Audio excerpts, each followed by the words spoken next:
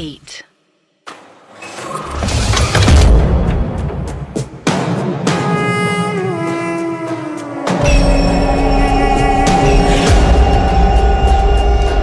Happy birthday Devraj. ये सुनते ही देव ने पीछे मुड़कर देखा और उसकी आंखें फटी की फटी रह गई। इसलिए नहीं कि वो औरत फिर से गायब हो गई थी। देव हैरान था ये देखकर कि वो अपने रूम में नहीं था। वो अब एक बड़ी सी छत पर खड़ा था। छत के ठीक बीच में एक जलती हुई लालटेन थी। वहां बहुत सारे गमले भी थे, पर उनमें एक भी पौधा नहीं था। देव को उस छत से पूरा गांव दिख रहा था। गांव के घरों में रोशनी थी। देव हैरान था कि अभी वो अपने रूम में था, फिर अचानक से इस छत पर कैसे आ गया। ये मेरे साथ क्या हो रहा है? मैं यहां कैसे आ गया? तुम आए नहीं हो, तुम्हें यहाँ लाया गया है। देव के कानों में जैसे ही ये शब्द पड़े, उसने फौरन ही आवाज के डायरेक्शन में देखा। छत के आखिरी हिस्से में वही औरत खड़ी थी जिसका चेहरा जला हुआ था। तुम फिर आ गई। आखिर कौन हो तुम और चाहिए क्या तुम्हें? सवाल ये नहीं कि मैं कौन हूँ, सवाल तो ये है कि तुम कौन हो। मैं कौन हूं मतलब? मैं देव हूं।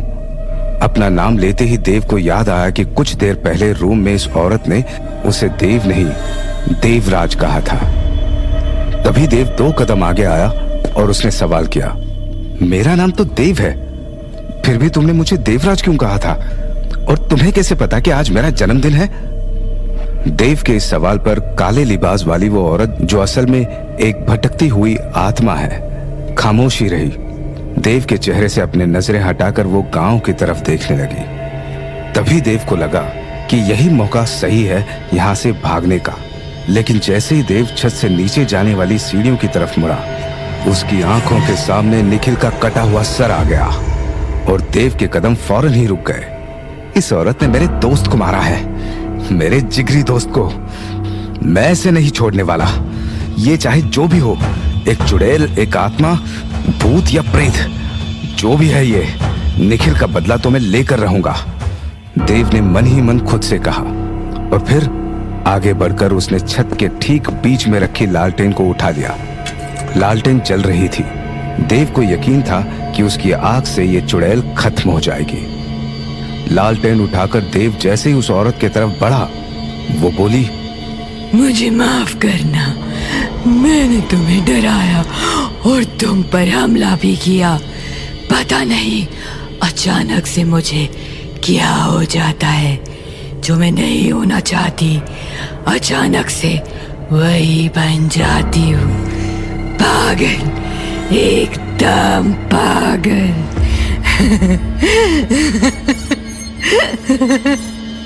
गांव की तरफ देखते हुए उस औरत ने जो कहा वो सुनकर देव रुक गया। उसका दिल जोरों से धड़कने लगा। उसका गला अचानक से सूख गया और हाथ से छूटकर नीचे गिर गई लालटेन। ये सब तो उस चुड़ैल ने भी कहा था जो मुझे अपने साथ ले जाना चाहती थी। तुम वही चुड़ैल हो? वृंदा, मेरा नाम वृंदा है। अगर दोबारा मुझे चुड़ैल कहा तो उसका अंजाम बहुत बुरा होगा, याद रखना देवराज। देव की तरफ पूरे गुस्से से देखते हुए वृंदा ने तेज आवाज में कहा। गुस्से से भरी वृंदा की तेज आवाज सुनते ही देव को भी एकदम से गुस्सा आ गया। वो भागकर वृंदा के पास आ गया और उसकी गर्दन पकड़कर बोला, चली जा हमारी जिंदगी से। भूल मत हम क्या क्या कर सकते हैं। देवराज हैं हम, देवराज। देव का ये रूप देखकर वृंदा मुस्कुराने लगी। अचानक ही देव पीछे हट गया। उसे समझ नहीं आया कि अभी उसने जो किया वो सब क्या था। मैंने ये सब मुझे नहीं पता। कैसे मैं? सही वक्त आने पर तुम सब कुछ जान जाओगे। अभी के लिए इतना जान लो कि ये सब एक हकीकत भी है और एक सपना भी।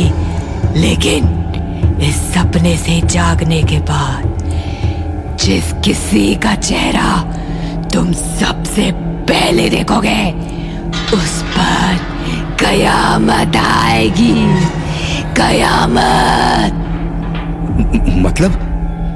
देव ने हैरानी से पूछा। वृंदा ने कुछ नहीं कहा, बस एक नजर गौर से देव को देखा और फिर उसे पकड़कर एक ही झटके में छत से नीचे फेंक दिया। जमीन पर गिरते ही देव की आंखें खुल गई। वो अपने कमरे में ही सोया था। देव नींद से जागा और उसने सबसे पहले अपनी गर्लफ्रेंड अंजलि को देखा, जो ठीक उसके सामने खड़ी थी। उठे जनाब, खुल गई नींद तुम्हारी?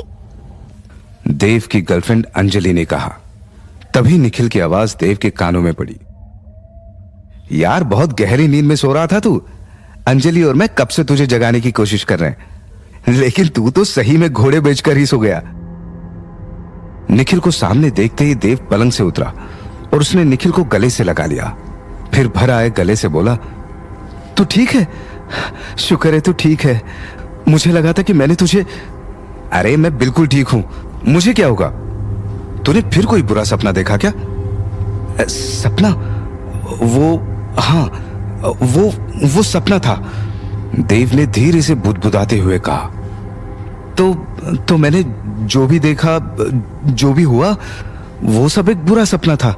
लेकिन अगर सपने में दिखने वाली वो वृंदा की बात सच निकली तो फिर अंजलि खतरे में। आंखें खुलते ही मैंने अंजलि को देखा था। मन ही मन देव ने खुद से कहा। देव को अब घबराहट हो रही थी। तभी अंजलि ने उसका हाथ पकड़ा और उसे पलंग पर वापस बैठा दिया। अब सपने को भूल जाओ और हकीकत पर ध्यान दो, अंजलि ने कहा। हकीकत? अंजलि की तरफ देखते हुए देव ने हैरानी से कहा। तभी अंजलि मुस्कुराते हुए बोली, जी हाँ, हकीकत जो ये बता रही है कि आज तुम्हारा जन्मदिन है। अब सब भूल जाओ और बस केक कट करो। ये मैंने खुद अपने हाथों से बनाया है। देव ने केक कट किया तो निखिल और अंजलि ने हैप्पी बर्थडे सॉन्ग गाया। इस बीच देव को लगा कि उन दोनों की आवाज के अलावा एक तीसरी आवाज भी वहां है। ये वृंदा की आवाज थी, जो देव को सपने में दिखी थी। देव ने पूरे कमरे में नजर दौड़ाई, लेकिन वृंदा उसे कहीं नहीं दिखाई दी। क्या हुआ देव? अंजलि ने पूछा। कुछ नहीं, वो मुझे लगा। देव अपनी बात पूरी करता कि तभी उसका फोन बजा। देव की मां कल्याणी का कॉल था। देव ने फौरन फोन उठाया और कमरे से बाहर चला गया। मां, प्रणाम। कैसी हैं आप? कॉल उठाते ही देव ने कहा। मैं एकदम ठीक हूँ। तुम्हें जन्मदिन की बधाई देने के लिए फोन किया है। आज 25 बरस के हो गए हो तुम। ये जन्मदिन खूब मुबारक रहे और हमेशा खूब खुश रहो। थैंक यू माँ, देव ने कहा। फोन की दूसरी तरफ अपने कमरे में बैठी कल्याणी को देव की आवाज से फौरन ही अंदाजा हो गया था कि कुछ गड़बड़ है। देव की आवाज में रोज की तरह खुशी नहीं थी। कल्याणी को खुशी की जगह परेशानी सुनाई दी। वो समझ गई कि देव किसी कारण परेशान है। वहाँ सब ठीक है ना देव? तुम परेशान लग रहे हो। कोई बात है तो तुम बता सकते हो मुझे। नहीं माँ, कोई परेशानी नहीं है, ठीक हूं मैं। देव ने झूठ बोल दिया। कल्याणी अपने बेटे के झूठ को भांप गई। अंजलि से झगड़ा हुआ क्या? नहीं माँ, वो बस मैं थोड़ा थका हुआ हूँ, इसलिए मेरी आवाज से आपको ऐसा लगा होगा, लेकिन सब ठीक है यहाँ। देव ने जो कहा वो सुनकर भी कल्याणी के मन को तसल्ली नहीं हुई। उन्होंने जोर देते हुए फिर से पूछा कि वो किसी परेशानी में तो नहीं है। इस बार देव अपनी माँ से झूठ नहीं बोल पाया। उसने कल्याणी को सब सच सच बता दिया। जॉब का जाना भी और काले लिबास वाली औरत का सपने में आना भी। देव उसका नाम भी अपनी माँ को बता देना चाहता था, लेकिन फिर भी उसने नहीं बताया। 15 बरस पहले जिस चुड़ैल से देव को छुटकारा मिला था, वो लौट आई है। ये जानकर कल्याणी के पैरों तले जमीन खिसक गई। उस चुड़ैल के कहे शब्द कल्याणी के कानों में एकदम से गूंजने लगे। कल्याणी, मैं आऊंगी,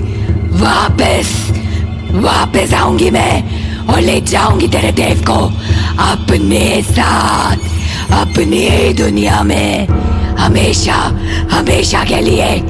और जब ऐसा होगा तब ना तू कुछ कर पाएगी और ना तेरा ये पुजारी बाबा कुछ कर पाएगा। कल्याणी ने बड़ी मुश्किल से खुद को संभाला और फोन के दूसरी तरफ मौजूद देव से बोली, तो घर आ जा देव, तो बस घर आ जा। देव कुछ कहता उससे पहले ही कल्याणी ने घबराते हुए आगे कहा, तूने रक्षा कवच तो पहना हुआ है ना? जब तक रक्षा कवच तेरे गले में है तो खतरे से दूर है। माँ के इस सवाल पर देव ने हाँ कह दिया, लेकिन सच तो ये था कि देव के गले में अब वो रक्षा कवच नहीं था